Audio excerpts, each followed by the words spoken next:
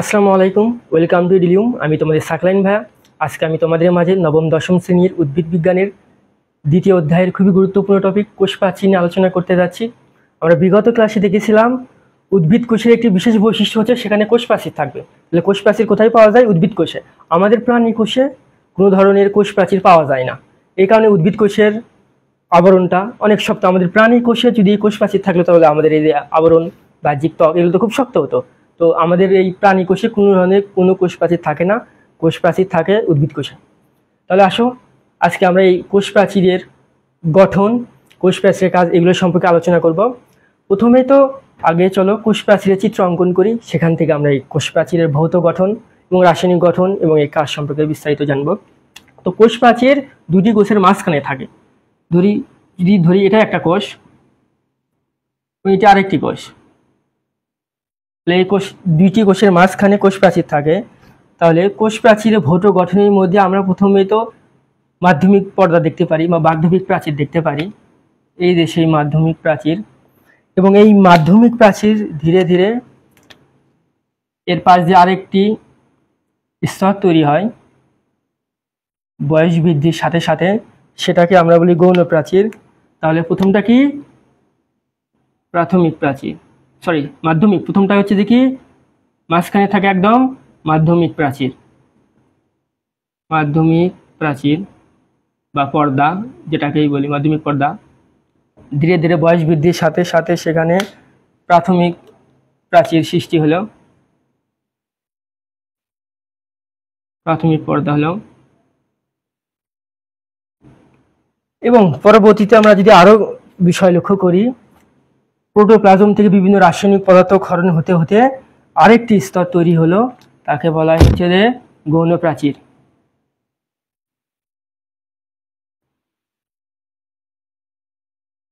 গৌণ প্রাচীর।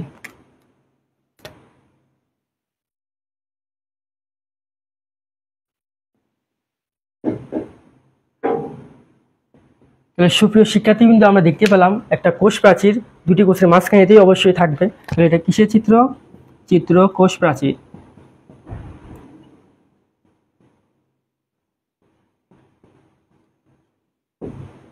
চিত্রটা হচ্ছে কোষ প্রাচীর, দুটি কোষের মাঝখানে অবশ্যই থাকবে, যেখানে একটা মাধ্যমিক পর্দা থাকবে প্রথমে, এবং আস্তে আস্তে বয়স বৃদ্ধির সাথে সাথে সেখানে প্রাথমিক পর্দা সৃষ্টি হবে এবং প্রোটোপ্লাজম থেকে বিভিন্ন রাসায়নিক পদার্থ ক্ষরণ হতে হতে গৌণ প্রাচীর সৃষ্টি হবে। তাহলে এগুলো গেল হচ্ছে যে কোষ প্রাচীরের ভৌত গঠন। তাহলে কোষ প্রাচীরের মাধ্যমে আমরা কি কি দেখতে পারি? মাধ্যমিক পর্দা দেখতে পারি, প্রাথমিক পর্দা দেখতে পারি, পরবর্তীতে গৌণ প্রাচীর দেখতে পারি। এখন যেটা কোষ প্রাচীরের গুরুত্বপূর্ণ যে বৈশিষ্ট্যটি লক্ষ্য করা যায়, সেখানে হচ্ছে যে অনেক ক্ষেত্রে কোষ প্রাচীরের শুধুমাত্রই মধ্য পর্দা থাকে, প্রাথমিক পর্দা ও গৌণ প্রাচীর বিলুপ্ত হয়ে যায়। কোষ প্রাচীরের অনেক ক্ষেত্রে শুধুমাত্র এই মধ্য পর্দাটি থাকে, প্রাথমিক পর্দা এবং গৌণ প্রাচীরটি বিলুপ্ত হয়ে যায়, সেটাকে বলা হয় কূপ। নীল কালার ছিল।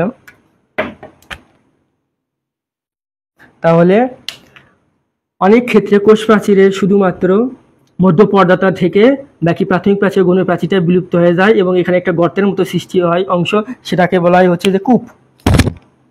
তাকে কি বলা হয়? কূপ। কোষ প্রাচীরের গর্তকে কি বলা হয়? কূপ। যেখানে শুধুমাত্র মাধ্যমিক পর্দা থাকে, প্রাথমিক পর্দা এবং গৌণ প্রাচীর সেখানে দেখতে পাওয়া যায় না। এই কোষ প্রাচীরের মধ্যে যে একাধিক কূপ পাওয়া যায়, অর্থাৎ গর্ত পাওয়া যায়, এই কূপ বা গর্ত এবং কূপ বা গর্তে অনেক সময় নালীর মাধ্যমে একটা সংযোগ স্থাপন হয় একটি কোষ থেকে আরেকটি কোষের মধ্যে। যদি কূপের মাধ্যমে একটি কোষ থেকে আরেকটি কোষে সাইটোপ্লাজমিক সংযোগ স্থাপন হয়, বিভিন্ন পানীয় খনিজ লবণ একটি কোষ থেকে আরেকটি কোষে আদান প্রদান হয়, তাহলে সেই কূপের নালীকে কি বলা হয় হচ্ছে যে প্লাজমোডেজমাটা। প্লাজমোডেজমাটা, এটাকে কি বলা হয়? প্লাজমোডেজমাটা।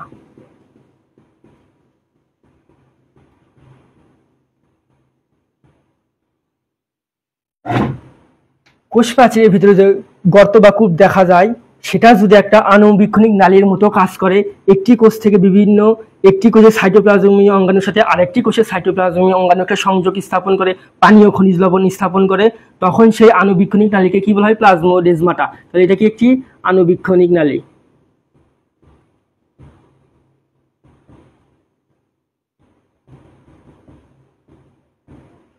তাহলে আমরা কোষ প্রাচীরের ভৌত গঠনের ভিতরে কি দেখতে পেলাম?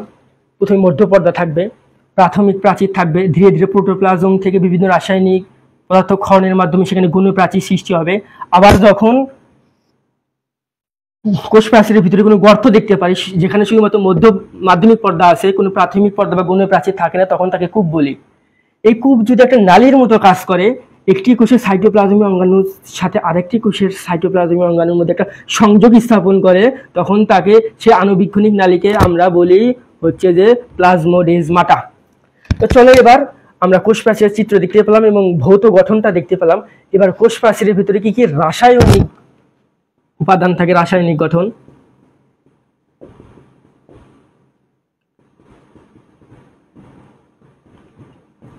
এই যে কোষ প্রাচীরের রাসায়নিক গঠন নিয়ে আলোচনা করব এখন আমরা, সেই কোষ প্রাচীরের রাসায়নিক গঠনটা বেশ জটিল, কারণ এখানে বিভিন্ন ধরনের রাসায়নিক পদার্থ যেমন cellulose,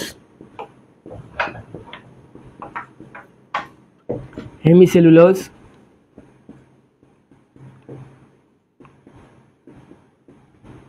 lignin protein, suberin, lignin protein, suberin ইত্যাদি দেখতে পাই। তাহলে এই যে উদ্ভিদ কোষে কোষ প্রাচীরের রাসায়নিক গঠনটা বেশ জটিল, কারণ এখানে আমরা সেলুলোজ দেখতে পাই, হেমিসেলুলোজ দেখতে পাই, লিগনিন দেখতে পাই, প্রোটিন দেখতে পাই, সুবেরিন দেখতে পাই ইত্যাদি দেখতে পাই। তবে এই যে আমরা কোষ প্রাচীরটা নিয়ে আলোচনা করতেছি, এই কোষ প্রাচীর শুধু উদ্ভিদ কোষে নয়, বিভিন্ন ব্যাকটেরিয়াতেও পাওয়া যায়।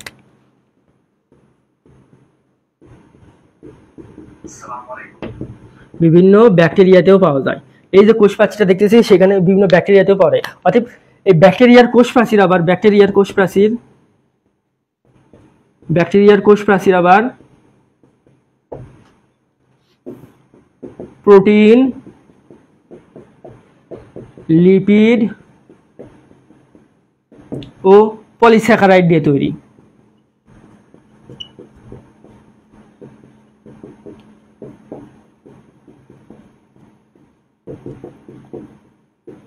তাহলে উদ্ভিদ কোষের পাশাপাশি আমরা বিভিন্ন ব্যাকটেরিয়াতেও কোষ প্রাচীর দেখতে পাই, যে ব্যাকটেরিয়ার কোষ প্রাচীরগুলো প্রোটিন, লিপিড ও পলিস্যাকারাইড দিয়ে তৈরি। আরেকটি বিশেষ টার্ম যদি আমরা লক্ষ্য করি, ছত্রাকের কোষ প্রাচীর দেখা যায়। সেই ছত্রাকের কোষ প্রাচীরটা আমরা কোষ প্রাচীর তাহলে প্রথমে উদ্ভিদ কোষে পাই, কিছু কিছু ব্যাকটেরিয়ার ক্ষেত্রেও পাই, আর ছত্রাকের ক্ষেত্রেও পাই। এই কোষ প্রাচীরটা ছত্রাকের ক্ষেত্রে লক্ষ্য করা যায়। আর ছত্রাকের কোষ প্রাচীরটা কি কাইটিন দিয়ে তৈরি। ছত্রাকের কোষ প্রাচীর কাইটিন দিয়ে তৈরি।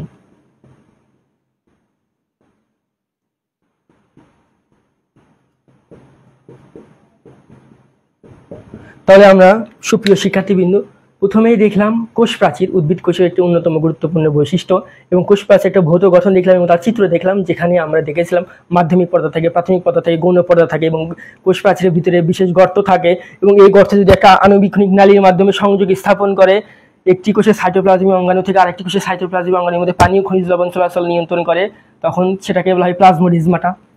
এবং উদ্ভিদ কোষ ছাড়াও ব্যাকটেরিয়ারও কোষ প্রাচীর আছে। ব্যাকটেরিয়ার কোষ প্রাচীর তিনটি উপাদান দিয়ে তৈরি, প্রোটিন, লিপিড ও পলিস্যাকারাইড। এই কোষ প্রাচীরটা ছত্রাকের মাঝেও আমরা লক্ষ্য করতে পারি যে ছত্রাকের কোষ প্রাচীর কাইটিন দিয়ে তৈরি। ছত্রাকের কোষ প্রাচীর কি কাইটিন দিয়ে তৈরি। এখন চলো আমাদের কোষ প্রাচীরের চিত্র দেখলাম, ভৌত গঠন, রাসায়নিক গঠন দেখলাম, কোথায় কোথায় পাওয়া যায়, ব্যাকটেরিয়া, ছত্রাক, উদ্ভিদ কোষে পাওয়া যায় তা জানলাম। এবার আসো আমরা কাজ। তাহলে কোষ প্রাচীরের কাজ।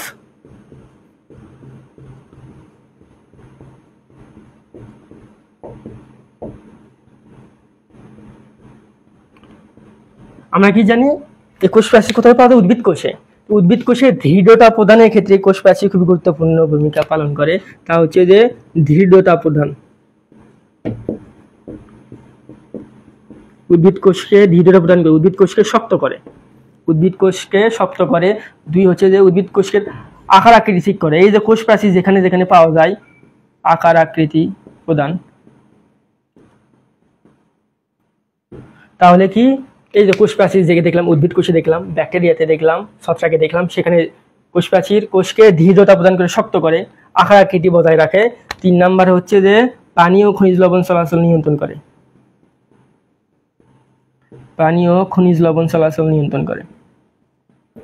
পানি ও খনিজ লবণ চলাচল নিয়ন্ত্রণ করে।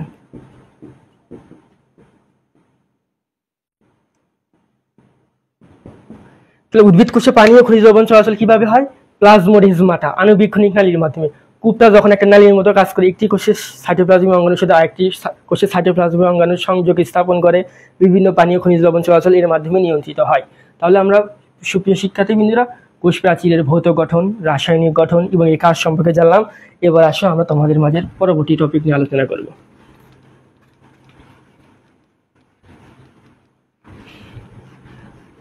আজকের আমাদের পরবর্তী টপিকটা হচ্ছে যে প্রোটোপ্লাজম।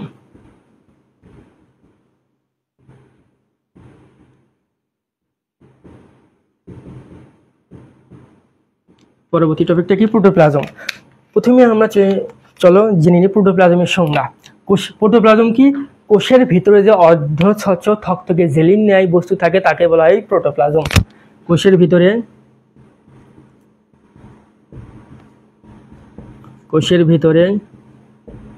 অর্ধস্বচ্ছ থকথকে জেলির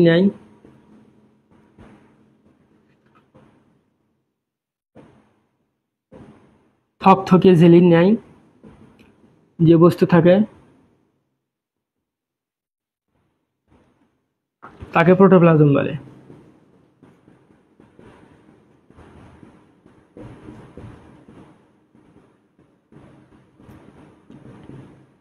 তো সুপ্রিয় শিক্ষার্থীবৃন্দ, আমরা কি জানলাম? কোষের ভিতরে অর্ধস্বচ্ছ, প্রোটোপ্লাজমের বৈশিষ্ট্য অর্ধস্বচ্ছ হবে, থকথকে জেলির ন্যায় হবে যে বস্তুটি তাকে বলা হয় প্রোটোপ্লাজম। তো চলো এই প্রোটোপ্লাজমের মধ্যে কি কি অঙ্গাণু থাকে সেগুলো সম্পর্কে জানবো। কোষ ঝিল্লি দিয়ে ঘেরা সবকিছু প্রোটোপ্লাজমের অংশ। কোষ ঝিল্লি বা প্লাজমা মেমব্রেন দিয়ে ঘেরা সবকিছু প্রোটোপ্লাজমের অংশ। কোষ ঝিল্লি দিয়ে ঘেরা সবকিছুই প্রোটোপ্লাজমের অংশ। কোষ ঝিল্লি দিয়ে ঘেরা সবকিছুই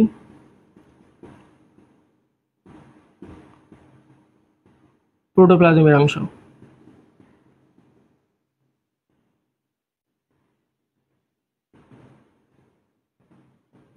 একটি কোষে কোষ ঝিল্লি দিয়ে ঘেরা সকল কিছুই প্রোটোপ্লাজমের অংশ। তাহলে একটি কোষের কোষ ঝিল্লি দিয়ে ঘেরা কি কি অংশটুকু পাওয়া যায়, কি কি অঙ্গাণু পাওয়া যায় সেগুলো যদি আমরা বলি, ঘেরা সবকিছু প্রোটোপ্লাজমের অংশ। কোষ ঝিল্লি দিয়ে ঘেরা তাহলে কি কি অংশ পাওয়া যায়? মাইটোকন্ড্রিয়া পাওয়া যায় একটা কোষের ভিতরে কোষ ঝিল্লি দিয়ে ঘেরা। মাইটোকন্ড্রিয়া, নিউক্লিয়াস পাওয়া যায় প্রোটোপ্লাজমের অংশ হিসেবে কোষ ঝিল্লি দিয়ে ঘেরা। নিউক্লিয়াস পাওয়া যায়, রাইবোজোম পাওয়া যায়,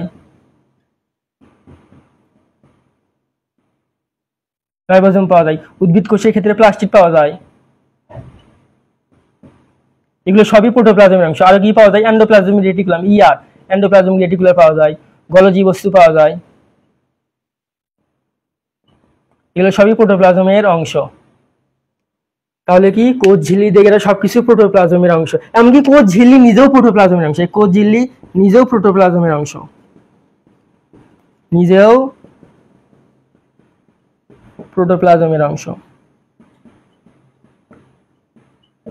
কোষ ঝিল্লি নিজেও প্রোটোপ্লাজমের অংশ। তাহলে সুপ্রিয় শিক্ষার্থীবৃন্দ, আমরা প্রোটোপ্লাজম সম্পর্কে জানলাম। এই ক্ষেত্রে প্রোটোপ্লাজমের সংজ্ঞাটা কি? কোষের ভিতরে যে অর্ধস্বচ্ছ থকথকে জেলির ন্যায় পদার্থ বস্তু থাকে তাকে বলা হয় প্রোটোপ্লাজম। কোষ ঝিল্লি দিয়ে ঘেরা সবকিছু প্রোটোপ্লাজমের অংশ। সেগুলো কোষ ঝিল্লি দিয়ে কি অঙ্গাণু থাকে? মাইটোকন্ড্রিয়া থাকে, নিউক্লিয়াস থাকে, রাইবোজোম থাকে, প্লাস্টিড থাকে, এন্ডোপ্লাজমিক রেটিকুলাম থাকে, গলজি বস্তু থাকে। এমনকি কোষ ঝিল্লি নিজেও প্রোটোপ্লাজমের অংশ। চলো তাহলে আমাদের মাঝখান থেকে প্রোটোপ্লাজমের অংশটুকু চলে গেল। এই যে প্রোটোপ্লাজম, কোষ প্রাচীর পড়তে গিয়ে আমরা বারবার যে শব্দটি পাচ্ছি তা হচ্ছে কোষ প্রাচীর। এই কোষ প্রাচীর নামক অঙ্গাণুটা সম্পর্কে এবার আমরা বিস্তারিত দেখে নেব। কোষ প্রাচীর এবং প্রোটোপ্লাজম পড়তে গিয়ে আমরা বারবার দেখলাম কোষ ঝিল্লি টার্মটা আসতেছে। তাহলে আমরা এবার দেখব কোষ ঝিল্লি।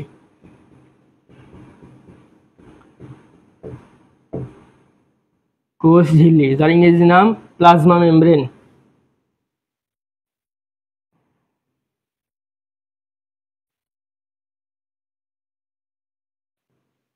এই কোষ ঝিল্লি সম্পর্কে আমরা এবার বিস্তারিত জানবো, চিত্র দেখব এবং এই কাজ সম্পর্কেও জানবো। এবার কোষ ঝিল্লি কি? প্রোটোপ্লাজমের বাইরে প্রোটোপ্লাজমের সংজ্ঞার ভিতরে দেখছিলাম কোষ ঝিল্লির ভিতরে যেসব অঙ্গাণু থাকে সবকিছু প্রোটোপ্লাজমের অংশ। তাহলে প্রোটোপ্লাজমের বাইরে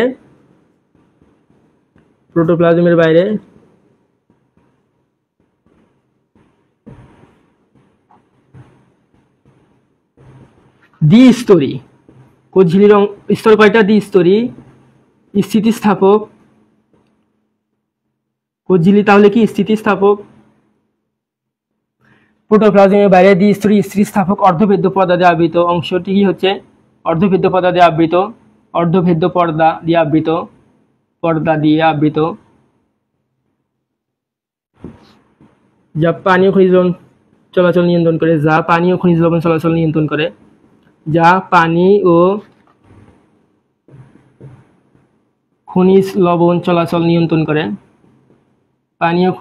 চলাচল নিয়ন্ত্রণ করে,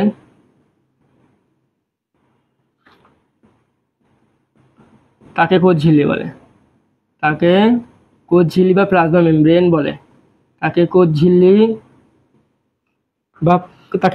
বলে। কোষ ঝিল্লি বা প্লাজমা মেমব্রেনের সংজ্ঞা কি? প্রোটোপ্লাজমের বাইরে দ্বিস্তরী স্থিতিস্থাপক অর্ধভেদ্য পর্দা দিয়ে আবৃত, যা পানি ও খনিজ লবণ চলাচল নিয়ন্ত্রণ করে, তাকে কোষ ঝিল্লি বলে।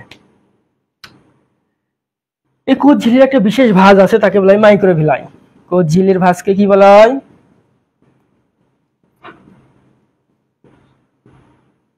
কোষ ঝিল্লির ভাঁজকে মাইক্রোভিলাই বলে।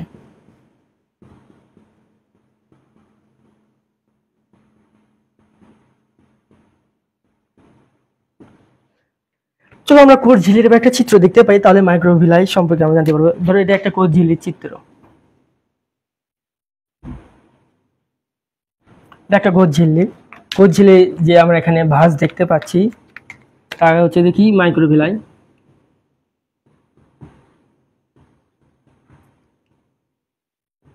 কোষ ঝিল্লি যে ভাঁজ দেখতে পাচ্ছি তা হচ্ছে যে মাইক্রোভিলাই, এবং আমরা দেখেছিলাম কোষ প্রাচীরের ভিতরে গর্ত থাকে, তাকে বলে কূপ বলা হয়, এবং তার যদি একটা আণুবীক্ষণিক নালী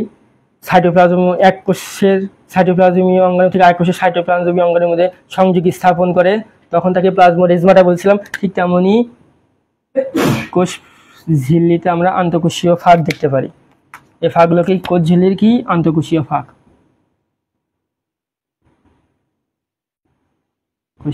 আন্তঃকোষীয় ফাঁকা স্থান। এই চিত্রটা কি? কোষ ঝিল্লি বা প্লাজমা মেমব্রেন।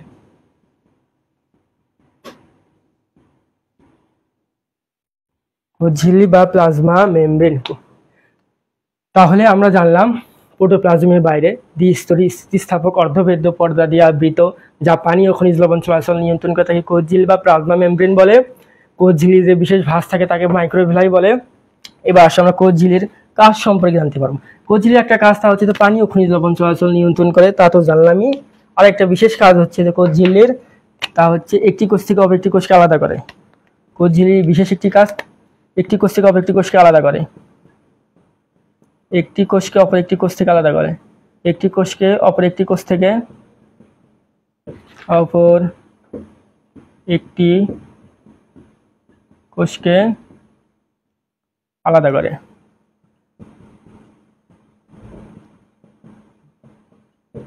একটি কোষকে অপর একটি কোষ থেকে আলাদা করে, এটা কোষ ঝিল্লির একটা বিশেষ কাজ। তাহলে আমরা কোষ ঝিল্লি সম্পর্কে জানলাম। তার আগে আমরা প্রোটোপ্লাজম সম্পর্কে জেনেছি, তার আগে এবং কোষ প্রাচীর সম্পর্কে জেনেছি, এবং আজকে ক্লাসে যে শেষ টপিক, এই যে আমরা কোষ প্রাচীর পড়লাম, কোষ ঝিল্লি পড়লাম, এর মাঝ যে যদি একটা পার্থক্য তৈরি করতে বলে, পার্থক্য সম্পর্কে জানতে চাই, তাহলে আমরা কি বলবো? তাহলে আমাদের উত্তরটা কি হবে সেই সম্পর্কে জানবো। এবার আমরা কোষ প্রাচীর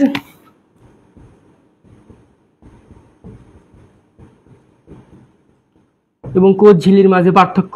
কোষ প্রাচীর কি, কোষ ঝিল্লির মাঝে পার্থক্য কি, সেল ওয়াল আর সেল মেমব্রেনের পার্থক্য কি, সেল ওয়াল এবং সেল মেমব্রেনের মাঝখানে পার্থক্য কি, এটাই আমাদের আজকে ক্লাসের শেষ টপিক। কোষ প্রাচীর আমরা দেখেছিলাম উদ্ভিদ কোষে পাওয়া যায়, ব্যাকটেরিয়াতে পাওয়া যায়, ছত্রাকে পাওয়া যায়। এই বৈশিষ্ট্যটা একটা লিখি। উদ্ভিদ কোষে, ব্যাকটেরিয়াতে, ছত্রাকে পাওয়া যায়। উদ্ভিদ কোষ, ব্যাকটেরিয়া, ছত্রাকে পাওয়া যায়। কোষ প্রাচীর, ছত্রাকে কোষ প্রাচীর পাওয়া যায়।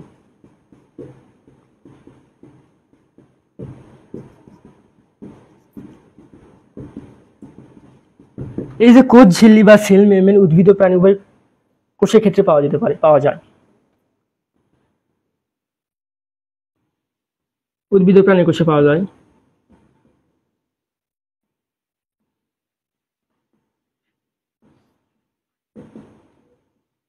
উদ্ভিদ ও প্রাণী কোষে পাওয়া যায়। আমি যদি আরো পার্থক্যের দিকে যাই তাহলে এই কোষ প্রাচীরটা বেশ শক্ত ছিল, আকৃতি কাঠামো দিচ্ছিল, এবং এই কোষ ঝিল্লিটা বেশ নরম হবে। কোষ ঝিল্লিটা কি বেশ নরম হবে। আমরা কোষ ঝিল্লির ভিতরে একটা অংশ বাদ দিয়ে রাখছি। এই কোষ ঝিল্লি কি দিয়ে তৈরি? এই কোষ ঝিল্লিটা প্রোটিন এবং লিপিড দিয়ে তৈরি। কোষ ঝিল্লিটা প্রোটিন লিপিড দিয়ে তৈরি প্রধানত। তো কোষ ঝিল্লিটা প্রধানত প্রোটিন ও লিপিড দিয়ে তৈরি। আর কোষ প্রাচীরটা cellulose, hemicellulose, cellulose, hemicellulose, lignin, protein, suberin এগুলো দিয়ে তৈরি। সেলুলোজ, হেমিসেলুলোজ, লিগলিন, সুবেরিন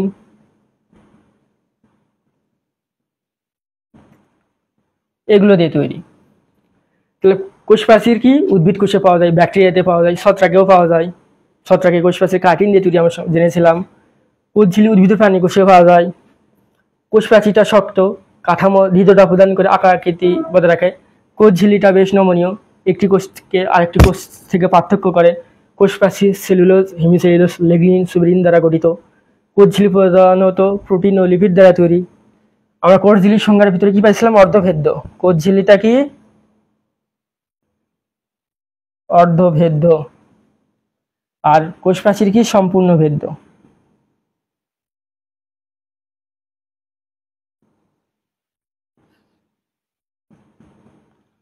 তাহলে সুপ্রিয় শিক্ষার্থীবৃন্দ, আজকে আমাদের ক্লাস এখানেই শেষ হচ্ছে। কোষ প্রাচীর, প্লাজমা মেমব্রেন নিয়ে পার্থক্য শখ দিয়ে আজকে আমাদের ক্লাসের সমাপ্তি। তো আমি তোমাদেরকে আগামী ক্লাসের আমন্ত্রণ জানিয়ে এখানেই শেষ করছি। আসসালামু আলাইকুম।